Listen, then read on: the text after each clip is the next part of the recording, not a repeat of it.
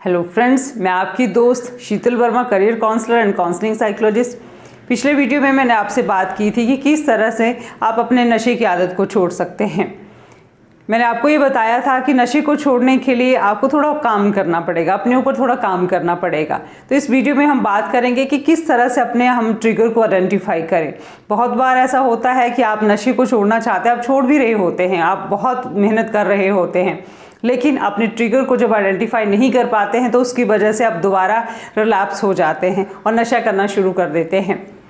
मान लीजिए आपने नशा तो छोड़ दिया है, थोड़े टाइम के लिए आप सबसे अलग हो गए हैं। ये आपको समझना पड़ेगा कि जिनके साथ आप नशा करते थे, जिन दोस्तों के साथ, जो संगत के साथ, जिन लोगों के साथ आप उठते बैठते और नशा करते थे, उन लोगों को पहले आपको छोड़ना पड़ेगा। क्योंकि होता क्या है कि आप थोड़े वक्त के लिए तो दोस्तों को छोड़ देते हैं, लेकिन फिर कोई दोस्त आपको कॉल करता है, फ़ोन करता है और एकदम से आप उससे मिलने चले जाते हैं और आपका रिलैप्स जो हो जाता है, यानी कि आप दोबारा नशा शुरू कर देते हैं। ये आपको मैं केस से ही समझाना चाहूँगी। हमारा जो एक लड़का नशा मुक्ति केंद्र में ट्रीटमेंट ले रहा था, उसने कहा कि मैडम ये मेरा दूसरा रिहैब है। हुआ क्या, पहले रिहैब में जब मैंने अपना वक्त काटा और मैं घर आया तो 1 महीना बहुत अच्छी रिकवरी पे चल रहा था और अपने दोस्तों से दूर, हर चीज़ से मैं दूर हो गया था। लेकिन हुआ कि एक दिन मेरे दोस्त ने फ़ोन करा कि 1 महीना हो गया तुझे घर आए हुए, मिलने नहीं आया, एक बार मिलने आ जा, कुछ बातें करेंगे। और पता नहीं मेरे मन में भी क्या आया और मैं उससे मिलने चला गया।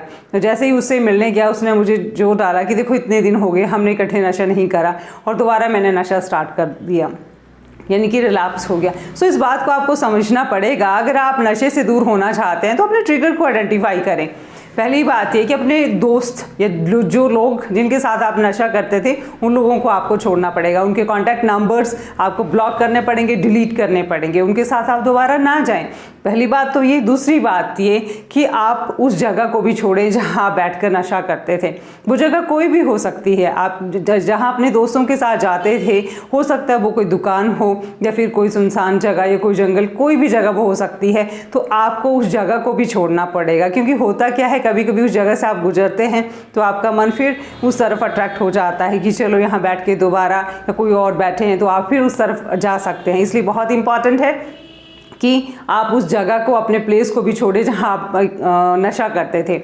और तीसरी बात ये, टाइमिंग का बहुत ख्याल रखना है आपको। मान लीजिए आपकी जो नशा करने की जो रूटीन बनी हुई है वो शाम के वक्त की है। मान लीजिए 7 बजे की आपकी आदत है या 6 बजे की, जो भी आपका अपना टाइम है, तो उस वक्त आपको वो क्रेविंग आती है और उस वक्त आपको लगता है कि नहीं ये टाइम है और इस टाइम मुझे नशा करना चाहिए। तो बहुत इंपॉर्टेंट है उस टाइम को समझना और उस टाइम पे चीज़ों को अवॉइड करना।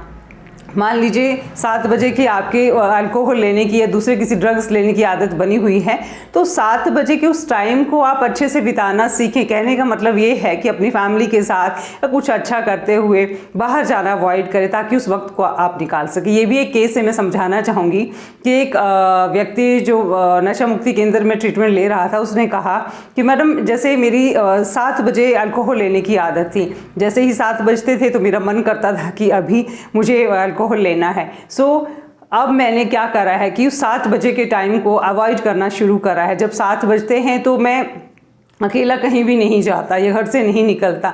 हालांकि वो एक रेस्टोरेंट चलाता है, तो उसने अब 7 बजे अपने फैमिली को 7 बजे के आसपास अपने रेस्टोरेंट में बुला लेता है। जैसे उसकी वाइफ आ जाएगी या फिर उसके फादर उसके साथ थोड़ी देर के लिए रुकेंगे, उस टाइम के लिए 1-1.5 घंटे के लिए, ताकि वो उस वक्त को आसानी से निकाल सके। सो आपको अपनी टाइमिंग को भी समझना पड़ेगा कि उस टाइमिंग को भी आप अच्छे से निकालें जब आपकी क्रेविंग होती है। और एक और इम्पॉर्टेंट बात कि सिचुएशंस को भी आप समझना सीखें।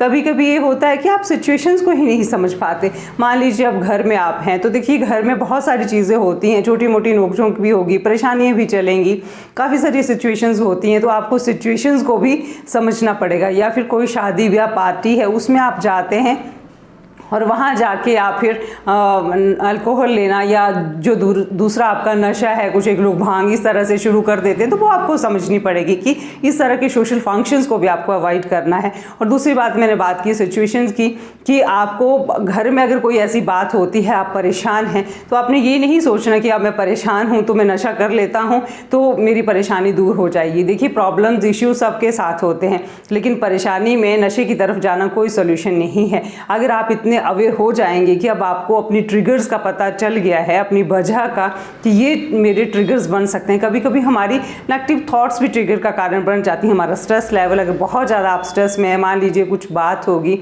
आप बहुत परेशान हैं और उस परेशानी को भुलाने के लिए आपको लग रहा है कि नहीं, नशा एक आसान सा रास्ता है, मैं नशा कर लूँगा और फिर मेरी सारी परेशानियाँ भूल जाएंगी। सो आपको अपने थॉट प्रोसेस को भी समझना पड़ेगा कि देखिए मेरी नेगेटिव अब थॉट चल पड़ी है और ये थॉट्स कहीं ना कहीं मुझे दोबारा नशे की तरफ ले जा सकती है, या मैं इतना अच्छा रिकवरी पे चल रहा हूँ तो रिलैप्स हो सकता है। सो अपनी थॉट प्रोसेस को भी रुक कर समझिए और उस नेगेटिव थॉट्स को फिर आप पॉजिटिव में बदलिए, कुछ अच्छा सोचिए जो सिचुएशन में अच्छा हो सकता है। अपने कमेंट्स मुझे कमेंट सेक्शन में लिख कर ज़रूर भेजें कि आपको ये वीडियो कैसा लगा, और अपनों के लिए वीडियो शेयर ज़रूर करें ताकि अपना कोई आपका नशे की लत में फंसा हुआ है वो अपने आप को नशे से बाहर निकाल सके। आपके इस प्यार और सहयोग के लिए थैंक यू।